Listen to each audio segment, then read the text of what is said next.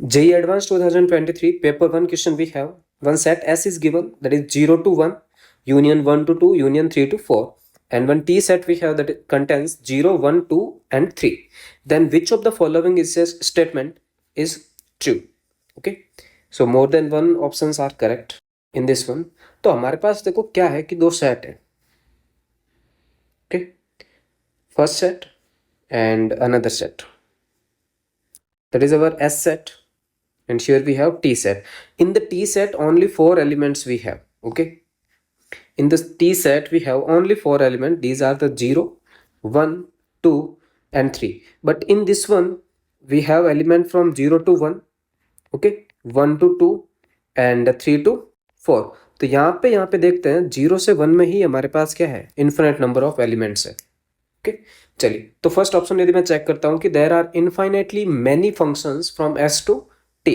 अब देखो फंक्शन कैसे फाइंड करते हैं एस टू टी में.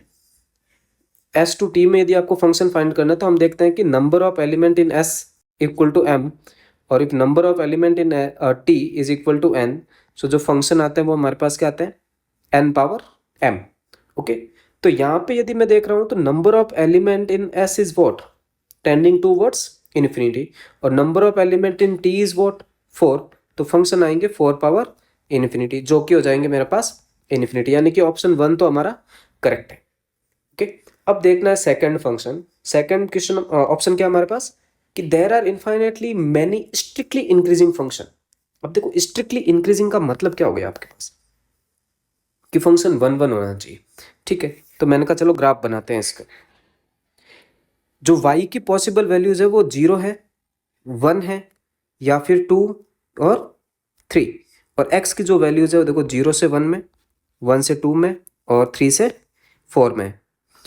तो स्ट्रिक्टली इंक्रीजिंग का मतलब हो गया, जैसे सपोज करो कि 0.1, 0.2, 0.3 और 0.4 है. 0.1 को हमने 0 दे दिया, इसको 1 दे दिया, इसको 2 दे दिया और इसको 3 दे दिया.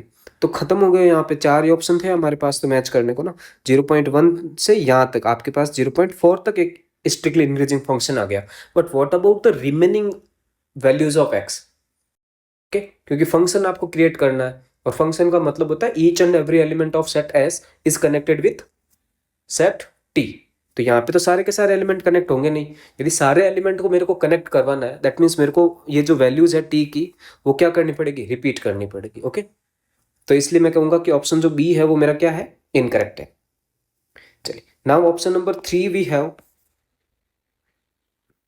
ऑप्शन 3 वी हैव कि the number of continuous function from S to T is at most 120. continuous function they are saying at most 120, यानी कि ज़्यादा से ज़्यादा आपके पास 120 फंक्शन हो सकते हैं. चलिए, अब देखो अभी जो बताया कि कंटिन्यूस की बात कर रहे हैं, तो इस तरह के फंक्शंस तो पॉसिबल हो ही नहीं पाएंगे, राइट. क्यों नहीं पॉसिबल हो पाएंगे, क्योंकि देखो यदि मैं इस तरह का फंक्शन क्रिएट करता हूँ तो इसके अंदर जो वैल्यूज आई है वो y की यानी कि सेट t की वो क्या क्या आ गई है, 0.1, 2, 3, 0.5 इस तरह की वैल्यूज भी आ रही है. बट उन्होंने कहा कि t के अंदर 4 ही एलिमेंट है, दैट इज 0, 1, 2 और 3. दैट मीन्स एक पर्टिकुलर इंटरवल को मेरे को एक पर्टिकुलर वैल्यू ही देनी पड़ेगी, है ना. तो मैंने कहा कि 0 से 1 को आप एक बार 0 दे दीजिए और 1 से 2 को आप एक बार 1 दे दो, और सिमिलरली मैं कह रहा हूँ कि 3 से 4 को आप 2 दे दो. चलिए, मैंने यदि ये फंक्शन वैल्यूज देता हूँ तो ग्राफ किस तरह से आ जाएगा.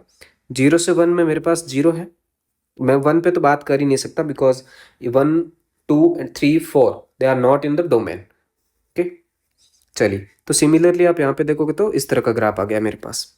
तो यहाँ पे इस ग्राफ को देख के मैं कह सकता हूँ कि this graph is what, continuous.